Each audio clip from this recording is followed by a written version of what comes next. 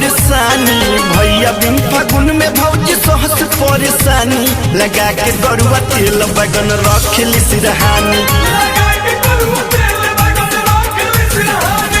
होलिया में लीला रोज इहे देखतानी होलिया में लीला रोज इहे देखतानी लगा के गरुआ तेल बैगन रखली सिरहानी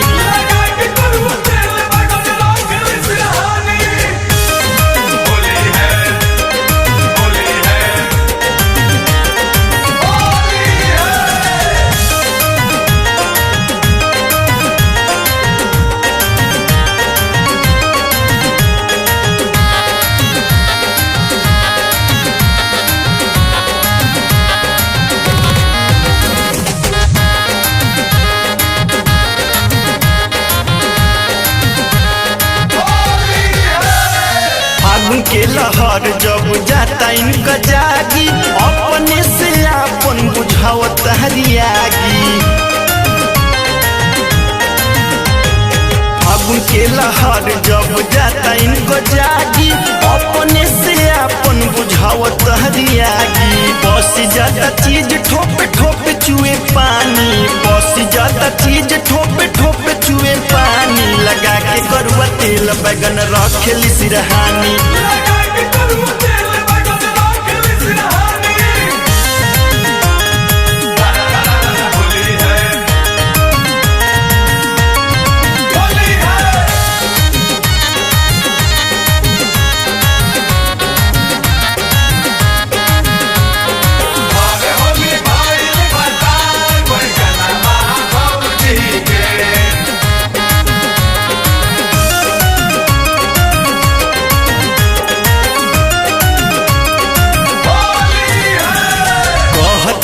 काहे रहे लरुआइल मोहकत दहिया जैसे पुआ अरुआइल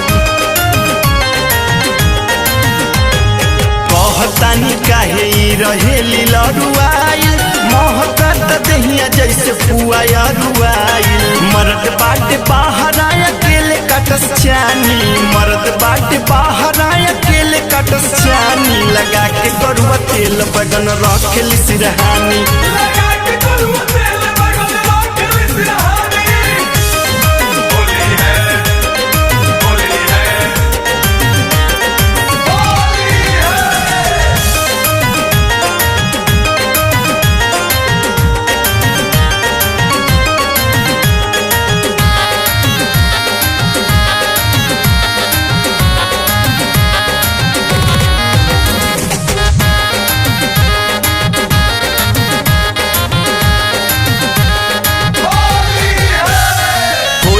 के दिन विवेक देखला तमाशा मुकेश भोजपुरिया दिन कैलाश खुलासा